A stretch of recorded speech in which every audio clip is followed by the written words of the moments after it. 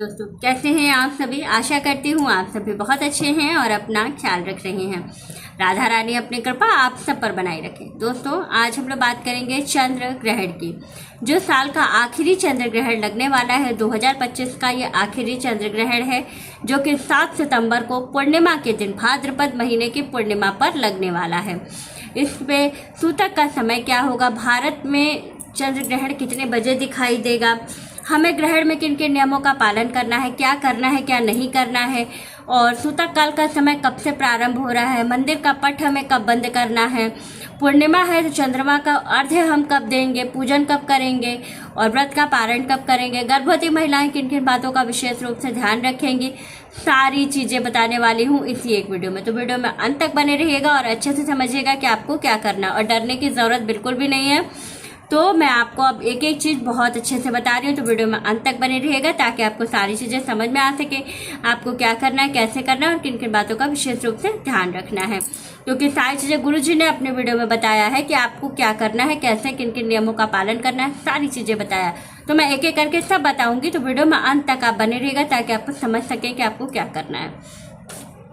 तो चलिए वीडियो शुरू कर लेते हैं। लेकिन उससे पहले अगर अभी तक आपने चैनल को सब्सक्राइब नहीं किया है तो चैनल को सब्सक्राइब कर लीजिएगा, बेल आइकन को दबाना बिल्कुल ना भूलिएगा। जानकारी अच्छी लगे तो वीडियो को लाइक शेयर ज़रूर कीजिएगा और प्यारा सा कमेंट हर हर महादेव का या राधे राधे का जरूर कीजिएगा, जिससे कि मुझे ये पता चल सके कि आप लोग मेरी वीडियो को वॉच कर रहे हैं और आप लोगों को मेरी वीडियोस अच्छी लग रही हैं। तो चलिए वीडियो शुरू कर लेते हैं। सबसे पहली चीज़ है चंद्र ग्रहण है क्या। तो चंद्र ग्रहण अगर एक वैज्ञानिक की दृष्टि से देखा जाए तो चंद्र ग्रहण एक खगोलीय घटना है। जब चंद्रमा के ऊपर सूर्य की छाया पड़ती है या पूर्ण रूप से सूर्य जब चंद्रमा के ऊपर आ जाते हैं, उनको कवर कर लेते हैं, तब जो है ये एक चंद्र ग्रहण का रूप ले लेता है। चंद्र ग्रहण जो है ये विशेष रूप से जो इस बार का चंद्र ग्रहण है ये पूर्ण चंद्र ग्रहण है और ये पूरे भारत में दिखाई देगा, इसलिए इसका सूतक भी है। वैसे ये चंद्र ग्रहण न्यूजीलैंड में, साउथ अमेरिका में और इधर आपके अटलांटिक सागर की तरफ बहुत सी जगहों पे जो वेस्टर्न शहर हैं वहाँ पर भी दिखाई देंगे। लेकिन भारत में भी इसका पूरा असर है और पूरा मतलब चंद्र ग्रहण है ये तो पूरे भारत में आपको दिखाई देगा। और कहा जा रहा है कि इस बार का जो चंद्र ग्रहण है ये पूर्ण चंद्र ग्रहण है, इसको रेड मून के नाम से भी जाना जा रहा है।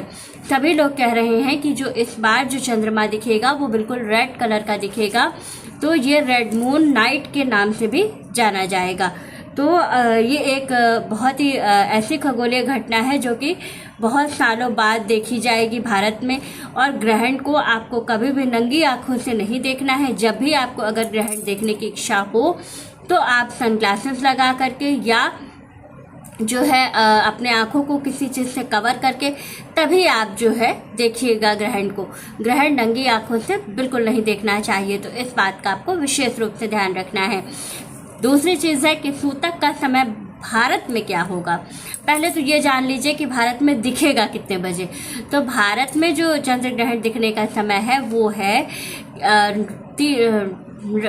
7 सितंबर को 8:57 पर चंद्र ग्रहण लगेगा। और चंद्र ग्रहण खत्म कब होगा तो 8 सितंबर की भोर में 1:54 पर, यानी कि कुल अवधि जो है वो 5 घंटे के तकरीबन बताई जा रही है। और सूतक काल जो है वो कहा जाता है 3 पहर पहले लग जाता है, यानी कि जो चंद्र ग्रहण का सूतक है यह 12:03 पर प्रारंभ हो जाएगा। और इस समय आपको अपने घर के मंदिर या अगर घर के आसपास कोई मंदिर है जहां आप देख रेख कर रहे हैं, पूजा करते हैं, तो सभी जगहों पर मंदिरों में पर्दा लगा देना है और इस आवर में आपको पूजा नहीं करनी है, मंदिर में प्रवेश नहीं करना है। तो 12 बजे के पहले आप अपनी जो भी पूजा पाठ है वो सारा कर सकते हैं। पूर्णिमा तिथि है तो विशेष रूप से जो लोग व्रत करते हैं, सत्यनारायण भगवान की कथा करते हैं, वो सारे लोग अपनी पूरी पूजा दिन में ही कर लेंगे। और रह जाता है जो चंद्रमा को अर्घ्य देने का और चंद्रमा की पूजा का जो समय बचता है वो आप क्या करिएगा कि इस बार भगवान से क्षमा प्रार्थी हो जाइएगा और सूतक से पहले आप भोजन इत्यादि कर लीजिएगा। इसके बाद रात्रि में जब ग्रहण लगने का समय होता है, ग्रहण लगने के कम से कम 1 घंटा पहले आपको अपने व्रत का पारण कर लेना है। ताकि ग्रहण के दौरान फिर आपको कुछ भी नहीं खाना पीना होता है। ये तो बात हो गई इसकी। अब विशेष रूप से बात करते हैं कि गर्भवती महिलाएं बहुत डरी हुई हैं कि हम लोग क्या करेंगे, क्या हमें ग्रहण देखना चाहिए, क्या हमें बाहर जाना चाहिए, क्या इसका मेरे शिशु पर कोई बुरा असर पड़ेगा। तो बिल्कुल परेशान मत होइए, कोई परेशानी वाली बात नहीं है। सबसे महत्वपूर्ण चीज़ है कि जब ग्रहण लगेगा आप अपने कमरे में अच्छे से पर्दे लगा लीजिए, सब कुछ कर लीजिए।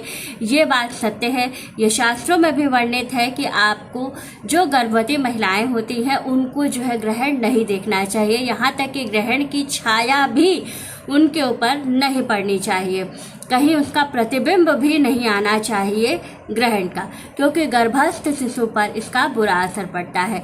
इस समय जितनी नकारात्मक ऊर्जाएं होती हैं ये बहुत ज़्यादा एक्टिव होती हैं, तो इसलिए कहा जाता है कि माँ जो गर्भवती माँ होती है उसको बहुत अपना ध्यान रखने की ज़रूरत होती है।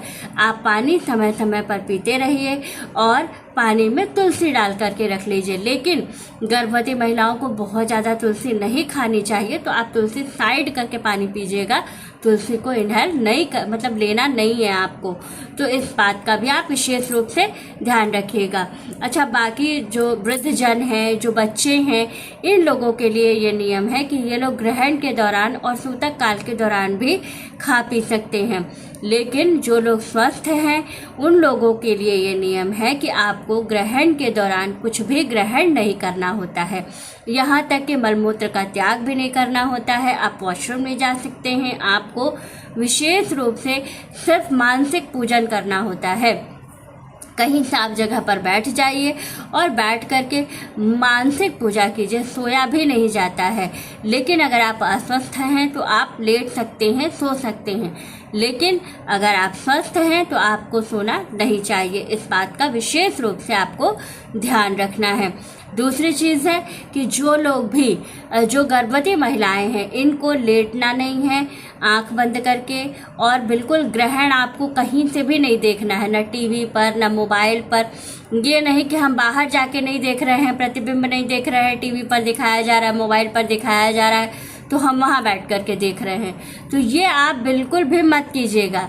क्योंकि जो गर्भवती महिलाएं होती हैं अगर वो मोबाइल या टीवी पर भी देखती हैं तो उसका असर उनके शिशु पर पड़ता है। तो इसलिए आपको इस बात का ध्यान रखना है कि आपको मोबाइल टीवी कहीं पर भी जो है ग्रहण का एक कुछ भी देखना नहीं है। और दूसरे दिन जब ग्रहण ख़त्म हो जाएगा, सुबह जब आप उठिएगा तो सबसे पहले आप स्नान कीजिए, पूरे घर में गंगा जल का छिड़काव कीजिए। जो गर्भवती महिलाएं हैं वो तुरंत पहले स्नान करने के बाद जो है ग्रहण से संबंधित, चंद्रमा से संबंधित जो भी चीज़ें होती हैं उसका दान करेंगी, जैसे कि चावल है, आटे का दान है, तो इन सभी चीज़ों का दान विशेष रूप से वो ज़रूर करेंगी। ऐसा करने से क्या होता है, जो महिलाएं इस चीज़ का दान करती हैं तो ग्रहण का जो थोड़ा बहुत असर उनके ऊपर होता है वो भी समाप्त हो जाता है। अच्छा, ये तो सबसे महत्वपूर्ण चीज़ है कि जो चंद्रमा का दान है ये सभी को करना चाहिए। गर्भवती माता तो करेंगी ही, लेकिन आप लोग भी दान जरूर कीजिएगा। ग्रहण के बाद जो लोग दान करते हैं, कहते हैं कोई भी ग्रह हमारा कितना भी विपरीत चल रहा हो, लेकिन अगर कोई ग्रहण पड़ा है और ग्रहण के बाद हमने उस ग्रहण से संबंधित चीज़ों का दान कर दिया, जैसे कि चंद्र ग्रहण है तो चंद्रमा से संबंधित चीज़ें अगर हमने दान कर दी, चांदी है, सफ़ेद कपड़ा है, इस तरह की चीज़ें अगर हमने दान कर दिया तो क्या होता है कि वो ग्रह हमारा थोड़ा सा बैलेंस होने लगता है, तो ज़रूर कीजिएगा। दूसरी चीज़ है, ये करने के बाद आपको क्या करना है, सबसे महत्वपूर्ण कार्य कि आपको ग्रहण के दौरान जितनी गर्भवती महिलाएं हैं उनको अपने पेट पर चंदन का लेप लगा लेना है और एक जलदार नारियल के ऊपर रक्षा लपेट के अपने बगल में रख लेना है। और दूसरे दिन क्या करिएगा, जब ग्रहण समाप्त हो जाएगा तो आप अपने घर के किसी मेंबर से उसको बहते जल में प्रवाहित करवा दीजिएगा। स्वयं आपको नहीं जाना है, आप किसी से इसको प्रवाहित करवा दीजिएगा।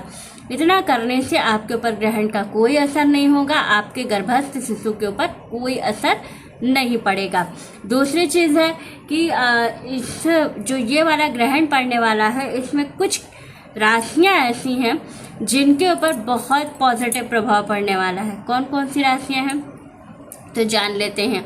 पहली जो भाग्यशाली राशि होगी वो होगा कुंभ राशि, दूसरी जो भाग्यशाली राशि है वो है तुला राशि, और तीसरी जो भाग्यशाली राशि होगी वृश्चिक राशि।